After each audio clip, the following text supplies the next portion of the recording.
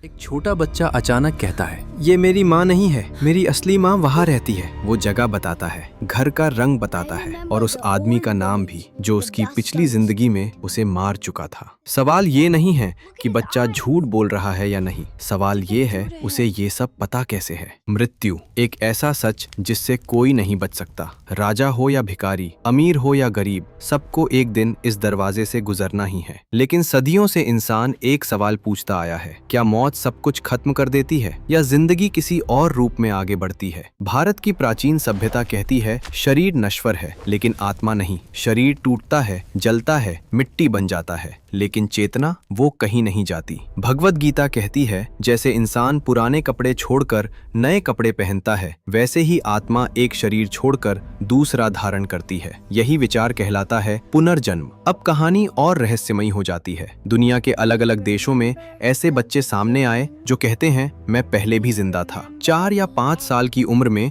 वो अपने पिछले जीवन की बातें बताते हैं, पुराना नाम, घर का पता, परिवार के लोग। कुछ बच्चे अचानक रोने लगते हैं और कहते हैं मुझे गोली लगी थी, मैं आग में जल गया था, मेरी सड़क पर मौत हुई थी। सबसे डरावनी बात, उनके शरीर पर जन्म से मौजूद निशान उसी जगह पाए गए जहां वे पिछले जन्म में घायल हुए थे। ये कहानियां किसी कहानी जैसी नहीं लगती, ये अधूरी जिंदगियों की यादें लगती हैं। विज्ञान इन दावों को सावधानी से देखता है। कुछ वैज्ञानिक कहते हैं ये इमेजिनेशन हो सकती है, कुछ कहते हैं सबकॉन्शियस माइंड का असर, कुछ इसे जेनेटिक मेमोरी बताते हैं। लेकिन सवाल वही रहता है, एक बच्चा ऐसी जानकारी कैसे बता सकता है जो उसने कभी सीखी ही नहीं। विज्ञान कई जवाब देता है लेकिन हर सवाल का नहीं। शायद पुनर्जन्म आज साबित न हो सके, लेकिन अगर ये सच है तो हर कर्म मायने रखता है, क्योंकि हो सकता है मौत अंत नहीं हो और शायद ये जिंदगी पहली भी नहीं।